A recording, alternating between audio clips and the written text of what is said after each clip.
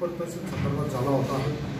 तो गटाने नाशिक विभागामध्ये 14 ठिकाणी तसा प्रस्ताव बनवण्यासंदर्भात सांगण्यात आलं होतं। अशी ज्यावेळेस माहिती ज्यावेळेस समजलं तर अप्पर तहसील कार्यालय होणं हे प्रशासकीय सोयीच्या अनुषंगानेच नागरिकांच्या सोयीच्या अनुषंगाने हा विचाराधीन होतं।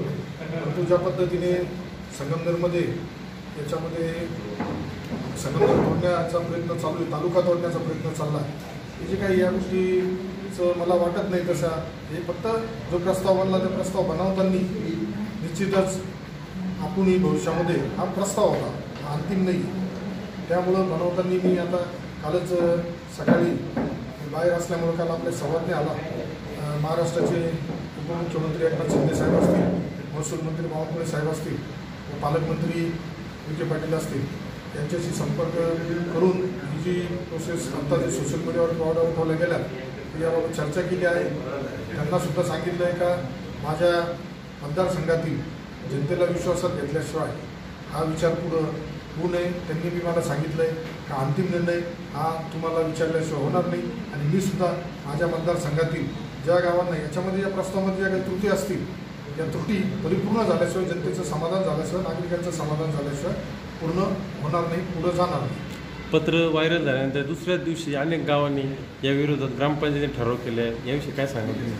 नाही, आता हे पत्र व्हायरल होण्यामागचाच एक मोठी जरा राजकीय कडी दिसते, तर त्याच्याबाबत आपण माहिती घेतो, शोध घेतो। त्या पद्धतीने तहसीलदारांना सुद्धा आपण सूचना केलेल्या आहेत। हे पत्र व्हायरल करणारे बिगर सहीचं पत्र, बिगर याचं पत्र बाहेर गेलं कसं, हा तुमचा प्रस्ताव होता, प्रस्ताव देताना प्रस्ताव हा 1, 2, 3 किती प्रस्ताव दिले, काय दिले, हे गोपनीयतेचा भाग होता। आणि यापुढे सुद्धा अंतिम मी वारंवार सांगतोय का हा फक्त प्रस्ताव होता, याच्यावरती शिक्कामोर्तब झालेलं नव्हतं। त्यामुळे या ज्या वावड्या त्याला काही अर्थ नाही। ज्या ग्रामपंचायती ठराव घेत आहे, जे राजकीय लोक याच्यामध्ये राजकीय हेतूनी वातावरण निर्माण करण्याचा प्रयत्न करतात, त्यांना जनतेने नाकारल्यामुळं आज त्यांच्या पुढे कुठला विषय नसल्यामुळं ते हा प्रयत्न करत असतील। तर मी त्यांना मी सांगू इच्छितो ह्या मतदारांनी जो माझ्यावरती विश्वास टाकला आहे त्या प्रत्येक नागरिकाला त्याचं समाधान झाल्याशिवाय, त्या गावचं समाधान झाल्याशिवाय त्याचं अंतिम स्वरूप पुढं होणार नाही। तोपर्यंत हा विषय स्थगित ठेवण्यासाठी मी पुढील आठवड्यामध्ये महसूल मंत्री महोदयांना भेटतो। जिल्हा बँकेमध्ये भरती प्रक्रिया चालू आहे, विना आरक्षणाच्या विषयी भरती प्रक्रिया पार पडत याविषयी काय सांगा? आजच मला संगमनेरच्या शिष्टमंडळाने यामध्ये लक्ष घालण्याबाबत पत्र दिलं असून त्या अनुषंगाने मी राज्याचे मुख्यमंत्री असतील त्यांच्याशी सुद्धा या विषयावरती चर्चा करतोय, पालकमंत्र्यांशी सुद्धा चर्चा करतोय। परंतु यापूर्वी सुद्धा भरती कशा प्रकारे झाली याची सुद्धा माहिती घ्यावं लागेल। आज संगमनेरमध्ये जिल्हा बँकेचे व्हाईस चेअरमन आहेत, त्यांची सुद्धा भूमिका या बाबतीत आजपर्यंत गुलदस्त्यात का बरं आहे यावर सुद्धा आपल्याला विचार करावा लागेल। परंतु निवेदन ज्यांनी दिलं आहे माझा हेतूसुद्धा शुद्ध आहे।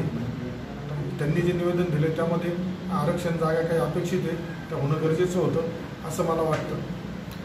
संगमनेर तालुक्यात जानेवारी महिन्यात पाण्याचे टँकर चालू झालेले आहेत, याविषयी काय बोलणार? नाही, ज्यावेळेस मी आमदार झाल्यानंतर मी 2-3 वेळेस आढावा घेतलेला आहे, त्यावेळेस मला जाणवलं का पाण्याचा प्रश्न गेल्या 40 वर्षापासून तर होताच, आजसुद्धा जर आपण पुढाकार नाही घेतला संगमनेरमध्ये पिण्याच्या पाण्याचा सुद्धा प्रश्न निर्माण होऊ शकतो। त्या अनुषंगाने आपणच व्हिडिओ साहेब असतील यांच्याबरोबर बैठक घेऊन त्यांना सूचना दिल्या होत्या। पाण्याची जिथं जिथं टँकरची आवश्यकता आहे त्या ठिकाणी तात्काळ टँकर मंजूर करण्यासंदर्भातल्या आपण सूचना देऊन त्यांना आदेश दिले होते। त्यामुळे टँकर जिथं गरज आहे तिथं सुरू होणं ही गरजेचंच आहे।